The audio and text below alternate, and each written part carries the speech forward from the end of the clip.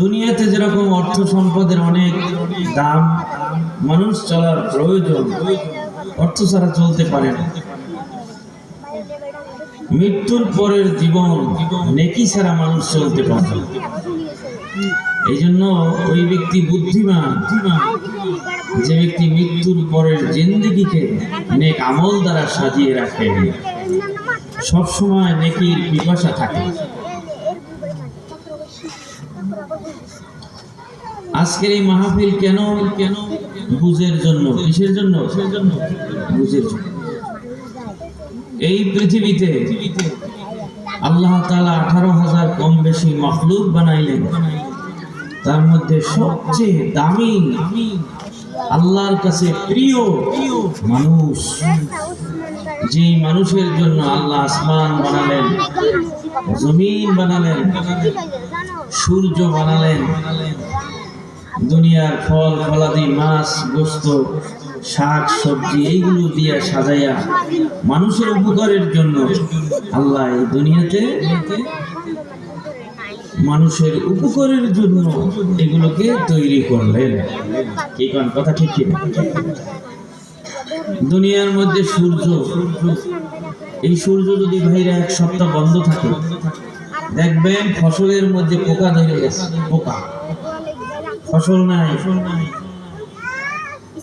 তারপরে মানুষ বিদ্যুৎ আবিষ্কার করতে পারবে না। সূর্য না থাকলে মানুষ চলাচল করতে পারবে না। সৌরজগতের সৌর বিদ্যুৎ সহ সব কিছু বন্ধ থাকবে।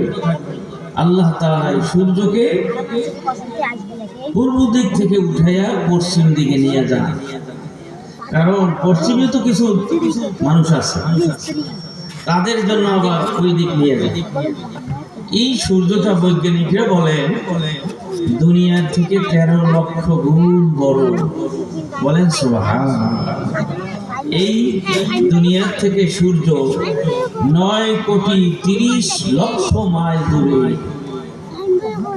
এত বড় সূর্য, সুবহানাল্লাহ। এ অনেক কিন্তু মনে করে যে আল্লাহ তাআলা একজন জান্নাতি মানুষকে, সর্বশেষ ছোট যাকে জান্নাত দেওয়া হবে, তাকে এরকম 10 দুনিয়ার সমান একটা জান্নাত আল্লাহ তাআলা দান করবেন। তাহলে সেই দুনিয়ার থেকে 10 দুনিয়ার সমান জান্নাত পাবেন। যদি আপনি একটু লক্ষ্য করেন যে এই সূর্য 9,30,00,000 মাইল দূরে, এই দুনিয়ার থেকে 13 লক্ষ গুণ বড়। এইরকম সূর্য এক নক্ষত্র, কোটি কোটি নক্ষত্র আল্লাহর এই আলমের মধ্যে আসে না? না। তাহলে আল্লাহ 10 দুনিয়ার সমান একটা জান্নাত দিতে পারবে না? পারবে না।